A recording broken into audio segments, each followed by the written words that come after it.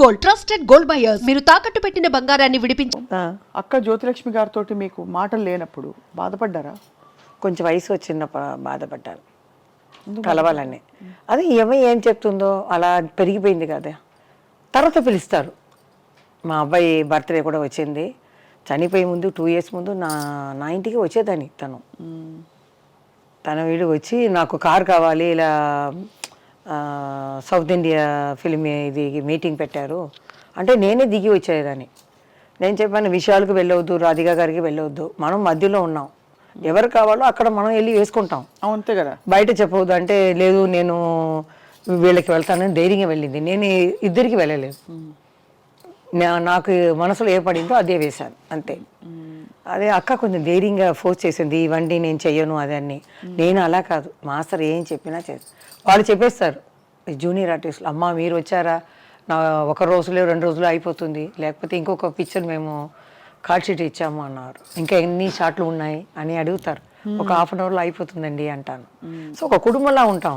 ఇప్పుడైతే వీడేమి మనం చెప్పాలి అనుకుంటారు. అవును, అలా కాదు, ఒక కుటుంబం అలా ఉండేవాళ్ళం. ఆ కల్చర్ మారిపోయింది. మారిపోయింది. హీరాలాల్ మాస్టర్ అండి చాలా, ఆయన స్ట్రిక్ట్.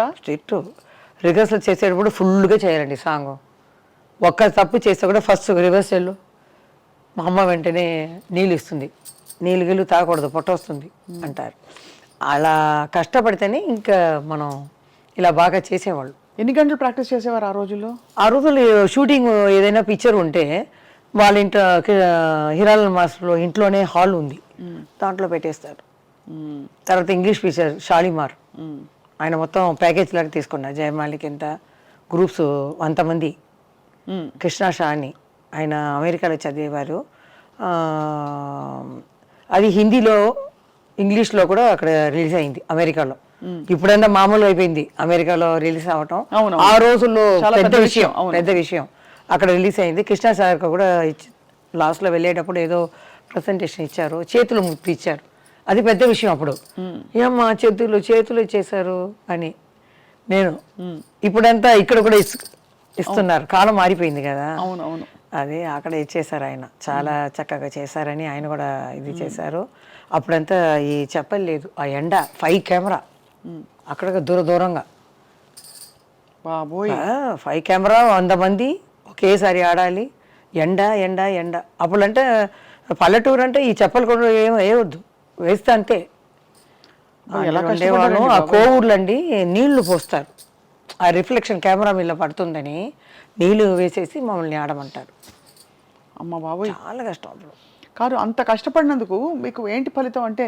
సరే డబ్బుల కోసం కొంతవరకు చేస్తాం, బట్ పేరు కోసం కొంతవరకు చేస్తాం, but end of the day నేను వద్దు ఇవి నా వల్ల కాదు, కష్టపడలే నేను అని అనుకున్న టైం ఉండింది ఏమైనా సినిమాలో? రిఫ్యూజ్ చేశారా? అలా లేదు. మీరు చెప్పారు కదా ఏ లాభం అని, అభిమానులు, అది ఆ ప్రేమ. డబ్బు ఇస్తే కొంటారా మీరు? ఇవ్వలేదు. అది ఇప్పుడు నేను వెళ్ళినా కూడా ఉందండి బయటకు వెళ్తే.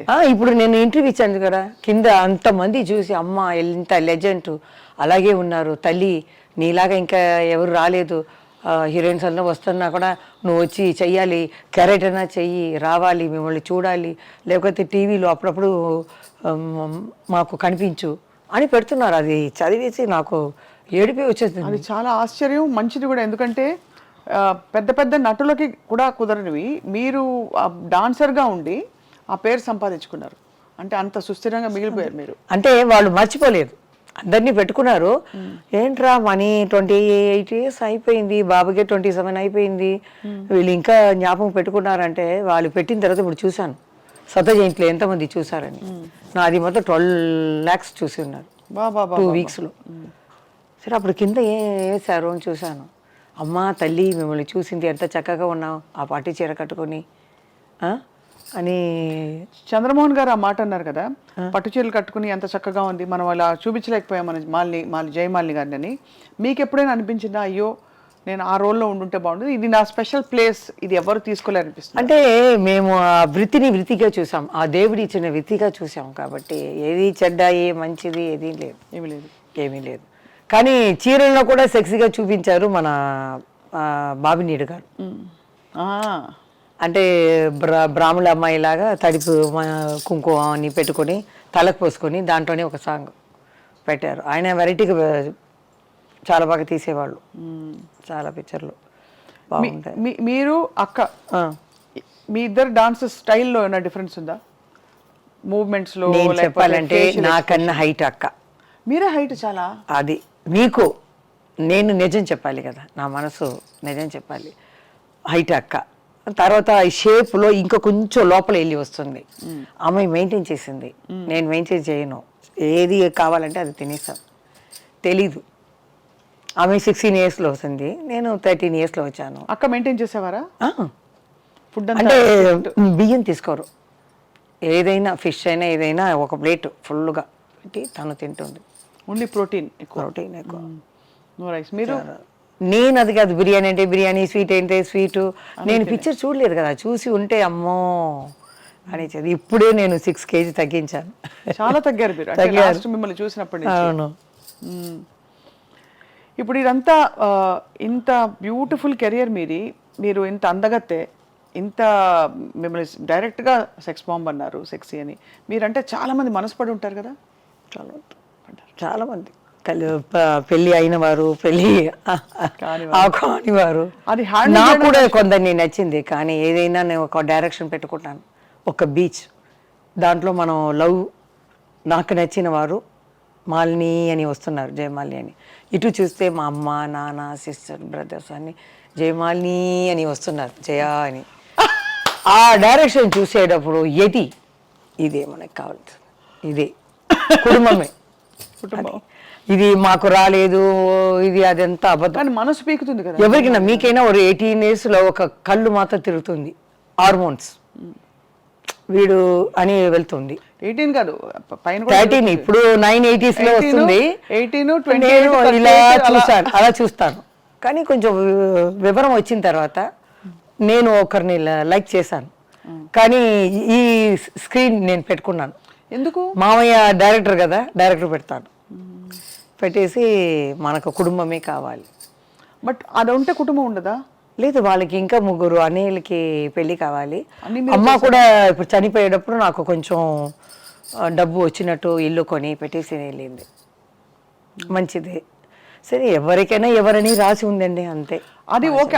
అల్టిమేట్ గా తర్వాత మలయాళంలో జయన్ అని సూపర్ స్టార్ ఉన్నారు. ఆయన నాకన్నా 22 years పెద్ద. ఆయన ఇష్టపడ్డారా మిమ్మల్ని? పెళ్లి చేసుకోవాలని. నా దగ్గర రారు, నేను మాట్లాడను, ఒకవేళ ఏడుస్తాను భయం. మా అమ్మ దగ్గర వెళ్ళాడు, ఎందుకంటే అంత భారీగా కూర్చొని పట్టు చీర కట్టుకుని ఎంత ఉంటుంది, భయపడతారు.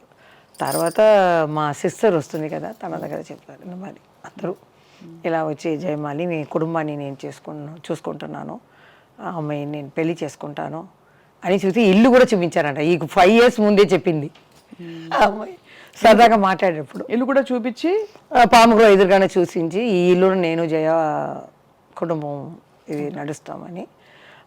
చాలా దూరంలో ఉన్నాయి ఆ అక్క ఇల్లు, 45 kilometers డ్రైవర్ని పంపించారనమాట. పంపించి నాకు అది లేదు పెద్ద అయినా అని, చాలా పెద్ద కాబట్టి మీకు ఐడియా లేదు, ఇది లేదు. నాకు ఒకరిని వయసు వచ్చేటప్పుడు లైక్ చేశాను అంతే. నా 5 ఎవరో చెప్పచ్చా? కన్నడ, మలయాళ, తెలుగు, తమిళ్ ఉంది, మీరే తీసుకోండి ఎవరని. అంతేనా?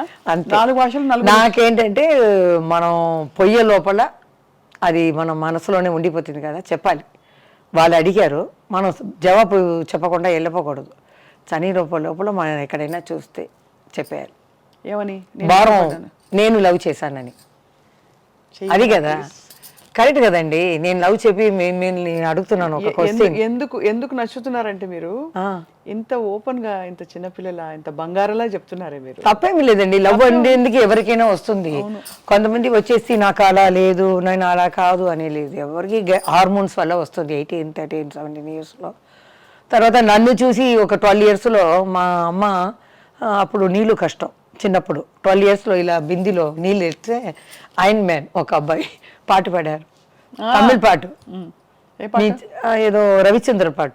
ఈ పొన్నాన్న కైగల్ వీణాగల, మీకు హెల్ప్ రావచ్చాను, ఈ బంగార చెయ్యి బంగార చెయ్యి ఇది కష్టపడుతుంది, నేను వచ్చి హెల్ప్ చేస్తానని అది అర్థం అనమాట. వచ్చేటప్పుడు నాకు తెలియదు, వచ్చేటప్పుడు అమ్మ అదేదో ఆయన చేసేవాడు నన్ను గురించి ఇట్లా పాట పాడారే అంటే, వదిలేసిరా అనేసింది మా అమ్మ. అప్పుడంతా ఏం తెలియదు. బ్యూటిఫుల్ సాంగ్ అది. సమ్మదందానా. ఒకరేమో మా అమ్మ రాలే అక్క చూపు పెళ్లి చూపుల కోసం. అప్పుడు లెటర్ వచ్చింది, మా అసిస్టెంట్కి వచ్చింది, అమ్మాయి అబ్బో నేను తీసుకోను అని. తర్వాత చెప్పకూడదు, నన్ను ఇంట్రడ్యూస్ చేసిన ప్రొడ్యూసర్కి కొడుకు అనమాట, చెప్పను. మేము బీచ్కి వెళ్తే బీచ్కు రావటం, ఒక పెద్ద రాజకీయాల్లో ఉన్న కొడుకు బీచ్కి పోతే వెళ్ళి రావటం. అక్కడ మామూలుగా చూస్తే అలా అంటాం కదా, మేమంతా బిర్యానీ అవన్నీ చేసుకుని అలా లైట్ గిట్టు పెట్టుకుని అలా కూర్చుని తింటాం. ఒక 8:30 వచ్చేస్తాం అన్నమాట. అప్పుడు వాళ్ళిద్దరూ అలా వచ్చేవాళ్ళు, ఏదో మామూలుగా చూసినట్టు.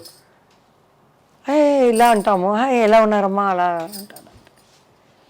అప్పుడు రాజకీయాల్లో ఉన్న అబ్బాయి వచ్చి సరదాగా మామూలుగా కుటుంబం ఇంకా సపరేట్గా మాట్లాడాలి అని.